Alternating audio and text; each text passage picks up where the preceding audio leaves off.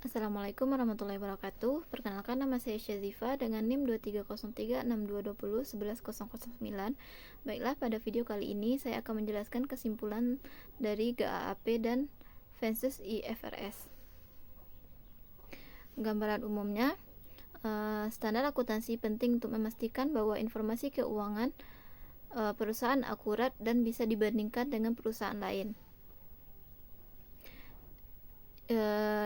Ada dua jenis standar akuntansi yang bisa digunakan. Yang pertama itu GAAP atau Generally Accepted Accounting Principles, yaitu sepakat pedoman yang ditetapkan oleh Financial Accounting Standard Board atau FASB dan digunakan terutama oleh perusahaan di Amerika. Sedangkan IFRS itu International Financial Reporting Standards, yaitu standar pelaporan keuangan internasional yang ditetapkan oleh International Accounting Standard Board atau IASB dan digunakan di banyak negara di seluruh dunia, termasuk negara-negara di luar AS. Perbedaan utama antara GAAP dan IFRS. Yang pertama itu terletak pada neracanya.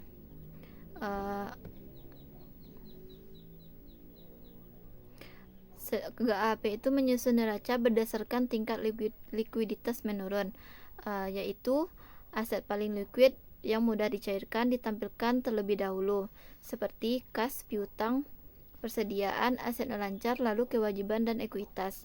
Sedangkan IFRS menyajikan neraca secara berurutan, mulai dari aset nelancar terlebih dahulu, baru kemudian aset lancar. Urutannya itu, yang pertama aset tidak lancar, aset lancar, ekuitas, kewajiban tidak lancar, dan kewajiban lancar. Yang kedua, perbedaannya itu terletak dari laporan arus kasnya. GAAP itu bunga bayarnya termasuk dengan aktivitas operasi, bunga diterima aktivitas operasional, dividen dibayar aktivitas pendanaan, dividen diterima aktivitas operasi. Sedangkan IFRS lebih fleksibel, perusahaan boleh memilih klasifikasi asal konsisten. Misalnya, bunga dibayar atau operasi atau pendanaan, bunga diterima operasi atau investasi, dividen dibayar operasi atau pendanaan, dividen diterima operasi atau investasi. Selanjutnya, perbedaannya itu terletak pada revaluasi aset. Ketika nilai aset menurun akibat pasar atau faktor teknologi, hal ini disebabkan impairment. GAAP tidak mengizinkan kenaikan nilai aset setelah impairment, sedangkan IFRS mengizinkan revaluasi naik jika nilai aset meningkat kembali mendekati nilai wajar. Yang keempat, metode penilaian persediaan. GAAP dan IFRS berbeda dalam metode yang diizinkannya. Metode yang kita kenal yang pertama itu ada FIFO, yaitu barang masuk pertama itu yang dijual. Yang kedua ada LIFO, barang masuk terakhir itu yang dijual.